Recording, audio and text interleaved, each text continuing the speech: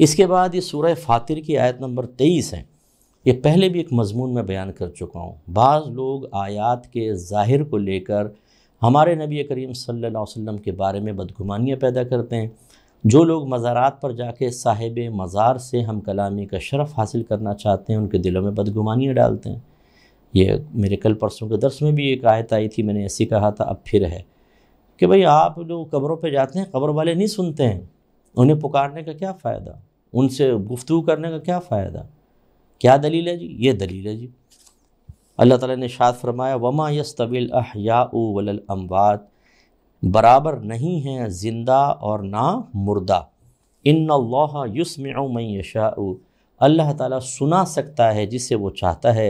اور اے حبیب وَمَا أَنْتَ بِمُسْمِعٍ مَّن فِي الْقُبُورِ، اور آپ نہیں سنا سکتے ان لوگوں کو جو قبور میں ہیں۔ إِنْ أَنْتَ إِلَّا نَذِيرٌ، آپ تو محض ڈرانے والے ہیں۔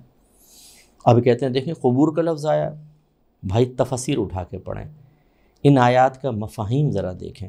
یہاں پہ جو اللہ نے فرمایا زندہ اور مردہ برابر نہیں ہوتے، ان سے مراد قلبی لحاظ سے زندہ اور مردہ ہیں۔ جس نے نبی کی اطاعت کی، جو ایمان لایا، جس نے قرآن کے حکم کو مانا، وہ قلبی لحاظ سے زندہ ہے۔ اور جنہوں نے اس کی سعادت حاصل نہیں کی، جیسے نبی کریم صلی اللہ علیہ وسلم کے دور میں خاص طور پہ یہ آیات اس وقت نازل ہوئی ہیں نا، ابھی تو نازل نہیں ہوئی۔ اس وقت بتائیں کون سے صحابہ کرام مزارات پر جا رہے تھے؟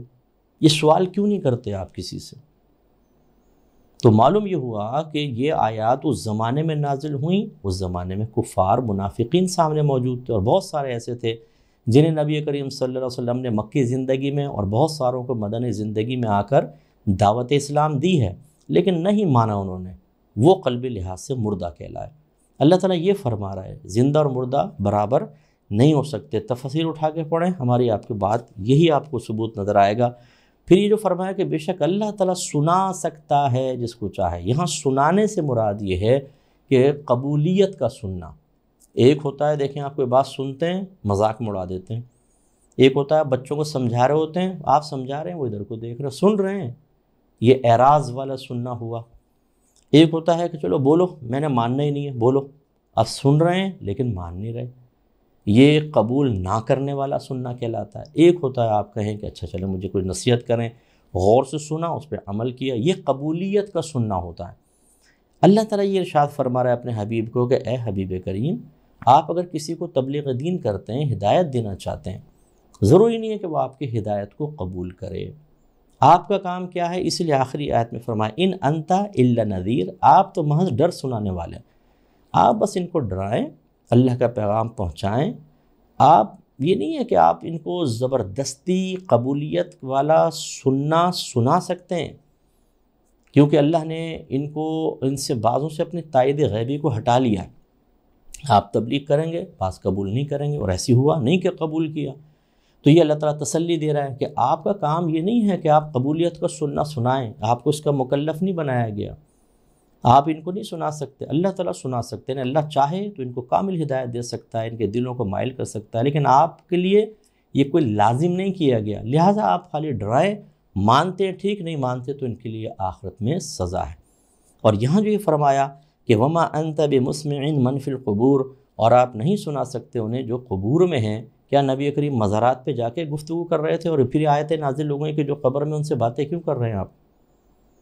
سیدہ عائشہ صدیقہ رضی اللہ تعالیٰ عنہ کہتی ہیں جب نبی کریم صلی اللہ علیہ وسلم انتقال فرمایا، آپ دفن کیے گئے، تو میں بلا جھجک چلی جاتی تھی کیونکہ آپ میرے شوہر تھے۔ پھر حضرت ابوبکر صدیق رضی اللہ تعالیٰ عنہ کا وصال ہوا، آپ کو قبر میں رکھا گیا، میں بلا جھجک جاتی تھی کہ ایک میرے شوہر ہیں اور ایک میرے والد ہیں۔ لیکن جب عمر فاروق رضی اللہ تعالیٰ عنہ کو دفنایا گیا تو میں باقاعدہ اپنے آپ کو ڈھک کر اور احتیاط سے جاتی تھی، کیونکہ اب ایک نامحرم تھے۔ اس کا مطلب ہے کہ وہ تو جان رہے ہیں کون آ رہا ہے، سیدہ عائشہ ان کی رعایت فرما رہی ہیں۔ آج کتنے لوگ جا کے مزار رسول پر سلام عرض کرتے ہیں۔ خود نبی کریم صلی اللہ علیہ وسلم نے جب قبرستان تشریف لے گئے تو فرمایا السلام علیکم یا اہل القبور۔ اگر سرکار اس کے ظاہر معنی کو لے لیں تو جو قبور میں سنتے ہی نہیں ان کو سلام کرنے کا کیا فائدہ ہے؟ اگر آپ کے والد صاحب سو رہے ہیں اور آپ والد صاحب سے کہیں کہ ابا جان السلام علیکم، تو لوگ آپ پہ ہنسنے لگیں گے، کیونکہ ابا سوئے ہوئے سن نہیں رہے ہو، تم ابا سوئے ہوئے ابا کو سلام کر رہے ہو۔ سوئے ہوئے کو سلام کریں تو بے وقوفی، اور جو دنیا سے فوت ہو جائے اس کو سلام کرے اگر وہ سنے نہیں تو یہ کیا ہے پھر؟ یہ تو اور بڑھ کر کچھ چیز ہوگی۔ اور کیا میرے آقا صلی اللہ علیہ وسلم ایسا خلاف حکمت کام کر سکتے ہیں؟ نہیں۔ اس کا مطلب ہے کہ وہ سنتے ہیں باقاعدہ، اور آپ کی بات کو سن کر اس کا جواب بھی دیتے ہیں۔ صحیح بخاری میں موجود ہے کہ جب مردے کو دفنایا جاتا ہے، لوگ اس کو دفنا کے چل پڑتے ہیں تو مردہ ان کی جوتیوں کی سرسراہٹ تک سنتا ہے، اور آپ ان سے گفتگو کرتے ہیں، سلام کرتے ہیں، وہ جواب دیتے ہیں۔